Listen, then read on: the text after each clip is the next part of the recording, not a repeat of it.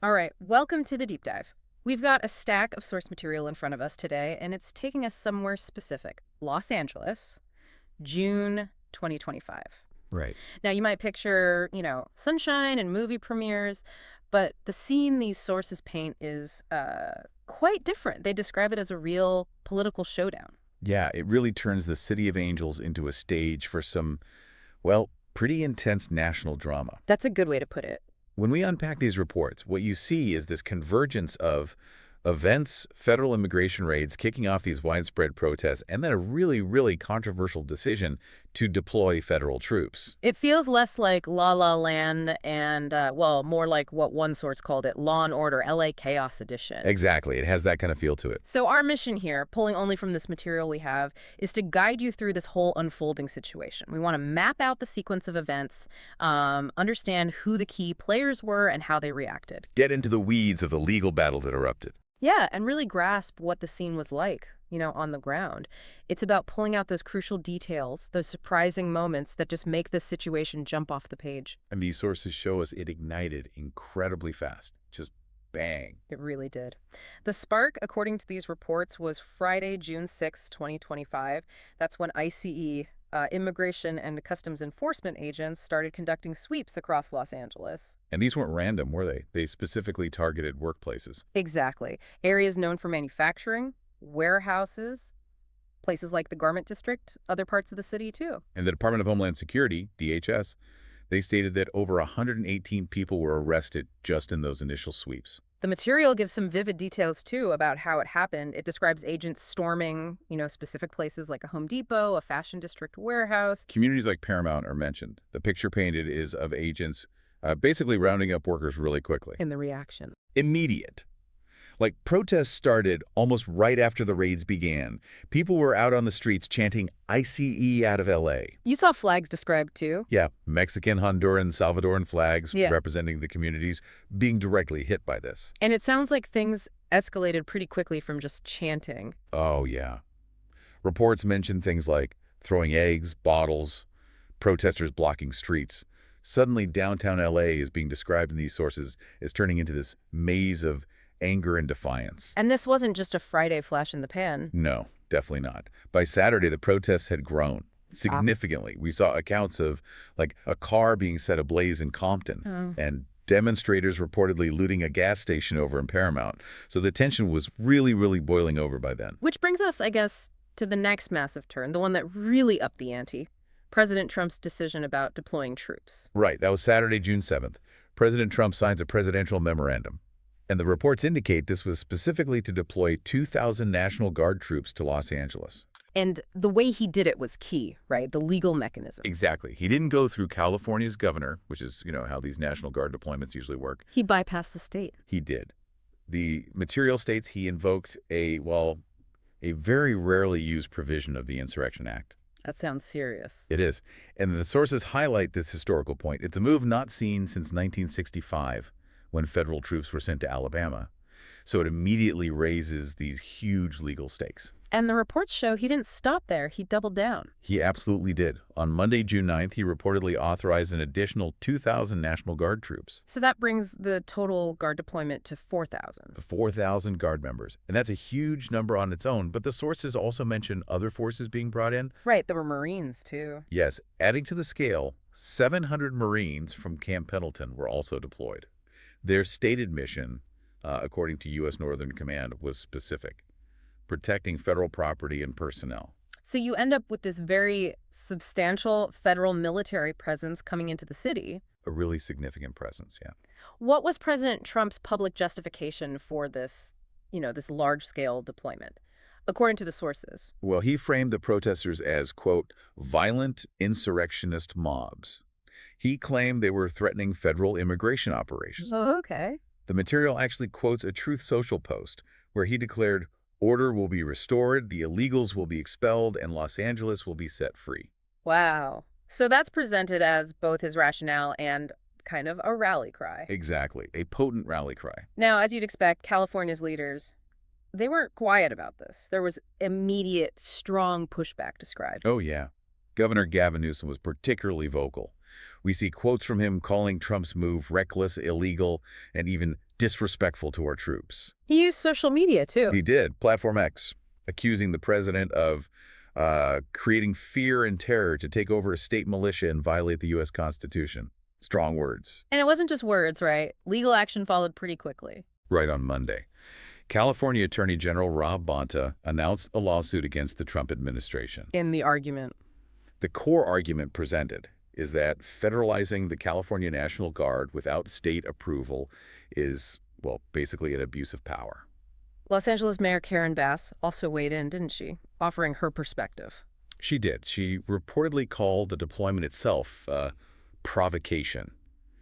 And she suggested LA was being used maybe as a test case in this whole federal versus state power struggle. A test case. Yeah, there's a quote from a press conference where she says something like, "It makes me feel like our city is actually a test case for what happens when the federal government moves in and takes the authority away from the state or local government." But she also called for peace. Yes, amidst all the chaos, she was also urging residents to keep protests peaceful, trying to walk that line. And this political tug of war, it wasn't just California versus the president, was it? It went wider. Not at all. The sources pull in reactions from other political figures, too, really highlighting the national dimension here.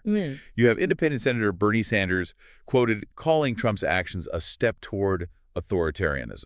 Okay. Senator Cory Booker reportedly compared it to Trump's approach around January 6th.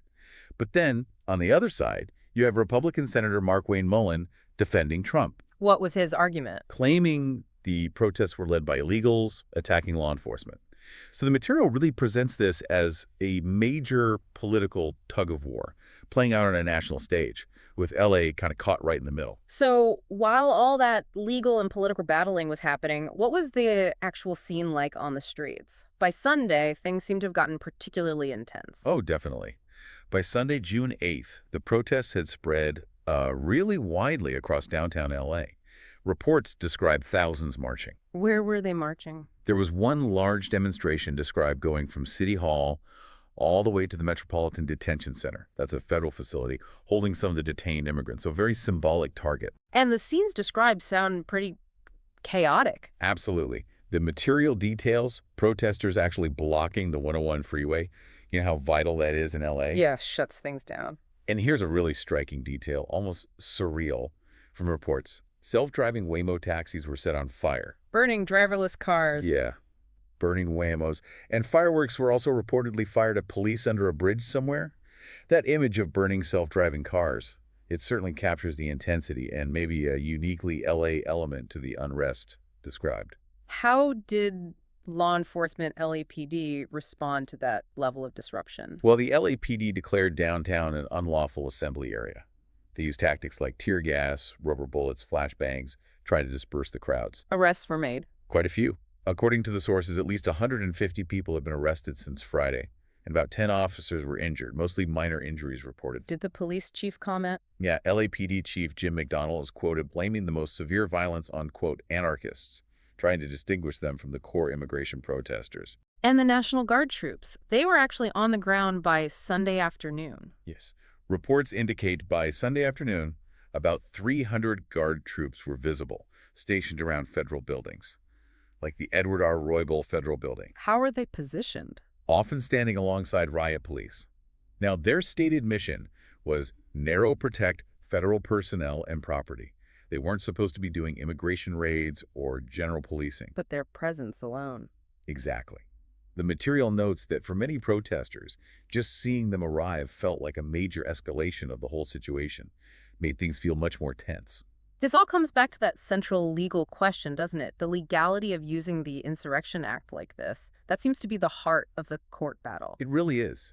The whole legal debate, as it's laid out in the sources, revolves around the president's decision to federalize the Guard using this Insurrection Act of 1807. Which allows the president to deploy troops domestically under certain conditions. Right, specific situations like what it calls rebellion, or if federal law enforcement operations are being obstructed. And Trump's stated justification citing violence, disruption of IC operations seems designed to fit right into that act's provisions. Precisely. That seems to be the logic.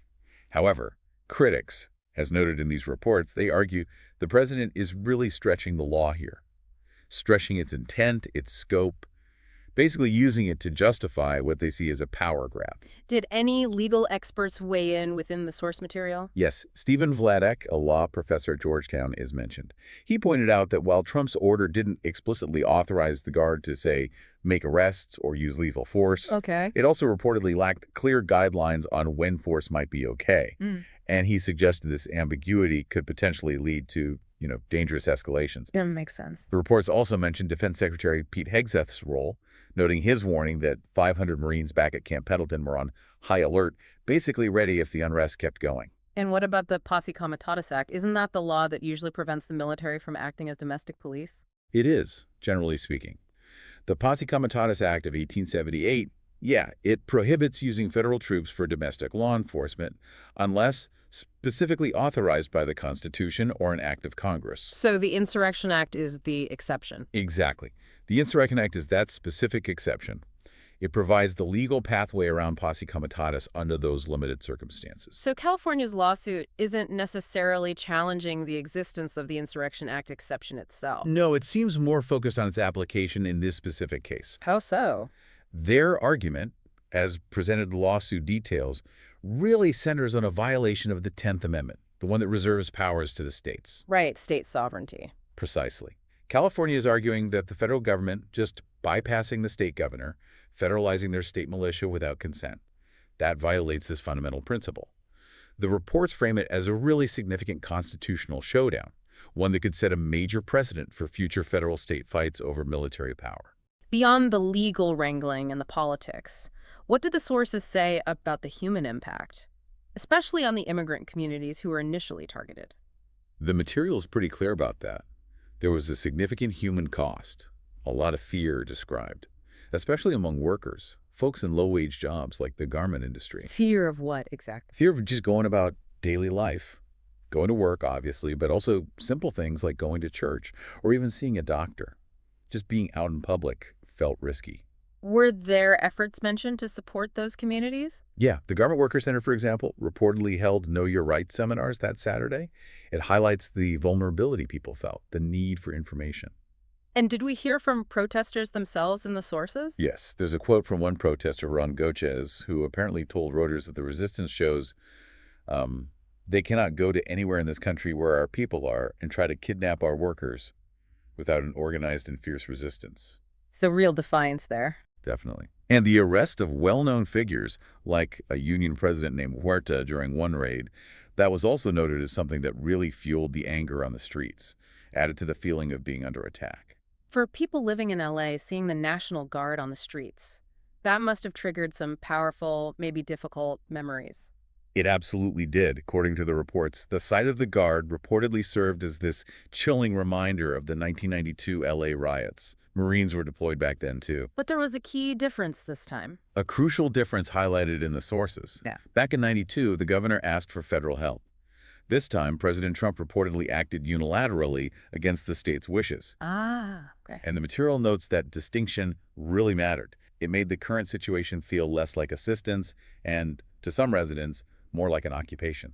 And this situation in LA, while focused on one city, it's being framed as part of a much bigger national picture, isn't it? Absolutely. The reports consistently present the LA protests as a kind of microcosm of America's deep divisions over immigration. It's all playing out right there. And Trump's broader approach is part of that context. Right. His stated aggressive approach, including plans mentioned to deport millions of undocumented immigrants. The sources note that this energizes his base, but also deeply alienates, many others. And the scale of arrests wasn't just LA. No. The DHS claims ICE is arresting around 2,000 people daily nationwide. And the sources mentioned this pace is sparking protests in other cities, too. Beyond LA, San Francisco is mentioned. So this tension isn't isolated at all.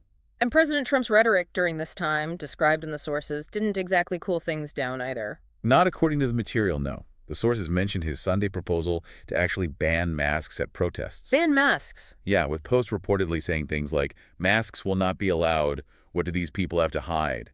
And there were even reportedly threats directed at Governor Newsom himself. Threats like what? Trump reportedly stating he might arrest the governor if he interfered with immigration enforcement. Just really dialing up the conflict. So for California's leaders, Newsom and Bass, it sounds like the core of their stance in this fight comes back to state sovereignty, resisting what they see as overreach. That's very much the frame presented in the reports. They see it as resisting federal overreach.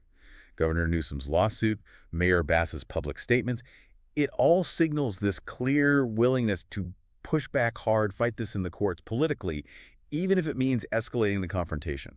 And the unrest in LA, could it be a sign of things to come more broadly? The sources certainly float that possibility. They suggest it might be a preview. They even mention planned nationwide protests, like in over 1,500 cities, meant to counter a Trump-led parade scheduled for June 14th.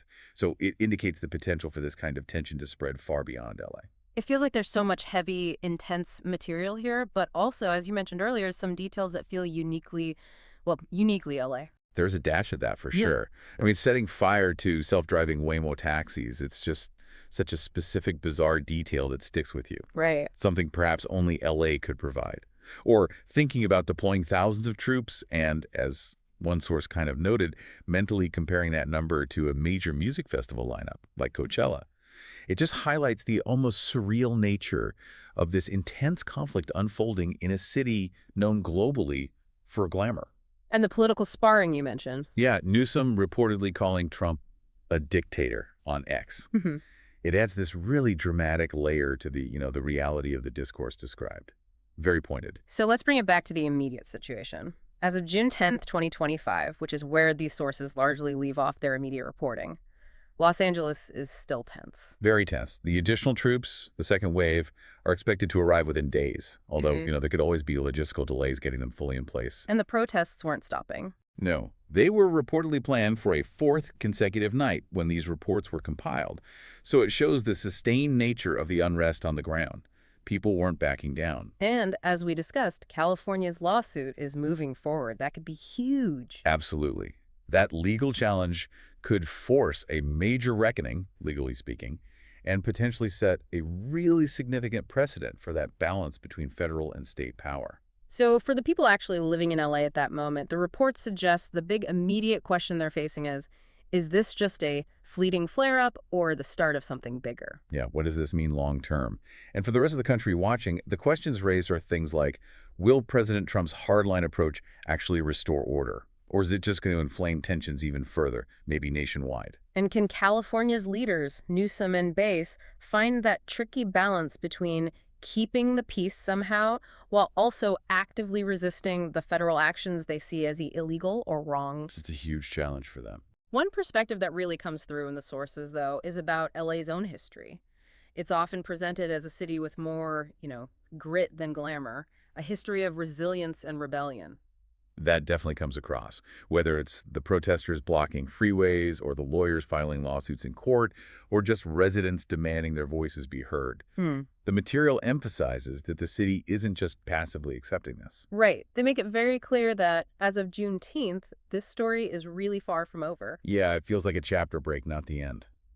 So we've taken this deep dive into the stack of sources detailing Los Angeles in June 2025. We've explored this snapshot of escalating tensions over immigration policy, the reach of federal power, and that fierce state resistance. We've seen federal raids triggering street protests, a presidential order invoking these really rare powers to deploy troops, and a state government fighting back hard in court. We've looked at the chaos described on the streets, the complex legal arguments being made, and the very real fear that was rippling through targeted communities. It's a really complex, multi-layered picture painted by this material we have. It is. And it leaves you, the listener, with some pretty big questions to think about, doesn't it? When you look at this clash, federal authority using these rarely invoked powers versus state and local resistance, citing fundamental constitutional rights. And you couple that with the raw scenes of unrest described on the ground. What does this particular moment in Los Angeles tell us about maybe the current balance of power in the country? And what does it show us about the potential limits or perhaps the undeniable force of protest in this particular era? It's certainly a situation based on these sources that demands continued attention and a lot more understanding.